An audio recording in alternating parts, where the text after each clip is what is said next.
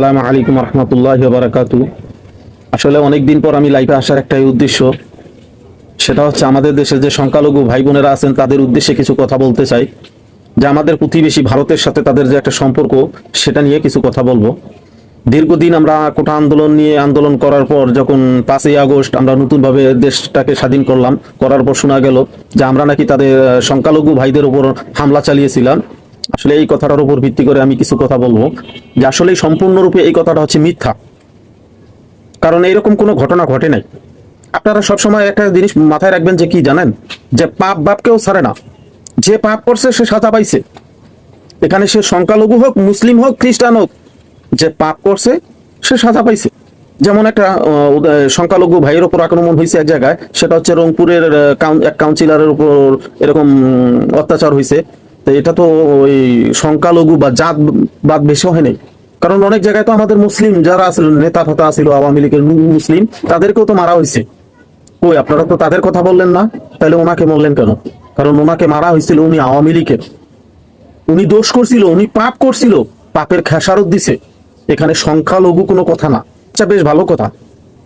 আমাদের দেশের সংখ্যালঘু ভাই বোনেরা ভারতের কথা মতো তখন তারা কি করলো, অনেক মিছিল সমাবেশ আন্দোলন করলো।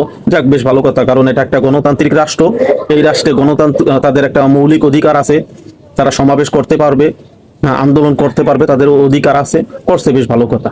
কিন্তু আমি আপনাদের কাছে একটা প্রশ্ন রাখতে চাই যে এই ভারত আপনাদের প্রতিবেশী দেশ, আপনাদের যাদেরকে এত বন্ধু মনে করেন, সেই টাইমে একজনকে মারছে, সেই তার প্রতিবাদ জানাইলো। এই যে এখন যে পানি ছেড়ে আপনাদেরকে ডুবিয়ে মারতেছে, তখনও চিন্তা করলো না যে এখন যে পানি ছেড়ে ওই জায়গায় তো আমাদেরও সংখ্যালঘু ভাই বোনেরা আছে, তারাও তো পানিতে ডুববে। ওই এখন তাদের মাথায় এই কথাটা কাজ করে না? তারা এতই ভালোবাসা দেখাইলো, এখন সমস্যাটা কি? ভালোবাসাটা গেল কোথায়? ধর্ম নয়, বর্ম নয়। আমি নির্বিশেষে একটা কথাই বলতে চাই যে আমরা আসলে বাংলাদেশে যারা বসবাস করি, তাদের একটা মূল পরিচয় আছে, আমরা হচ্ছে বাঙালি। এটা হচ্ছে সর্বপ্রথম পরিচয় আমাদের। কারণ দেখেন ভাই, এখন যদি আপনার কোনো কিছু হয়, আপনি একটা বিপদে পড়েন, আপনি কিন্তু প্রতিবেশী হিসাবে যারা আছে তাদেরকেই পাশে পাবেন। ওই ইন্ডিয়ার থেকে কেউ আপনাকে সাহায্য করার জন্য এখানে আসবে না।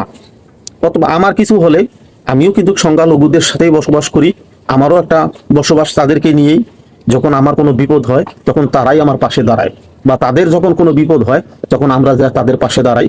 কিন্তু কোনো ইন্ডিয়ার থেকে কোনো লোক এসে তাদেরকে সাহায্য করে না ভাই। অতএব আমি আপনাদের উদ্দেশ্যে বলছি ভাই, ওদের কথায় কখনো কান দিবেন না, কারণ তারা কখনো আমাদের ভালো চায় না।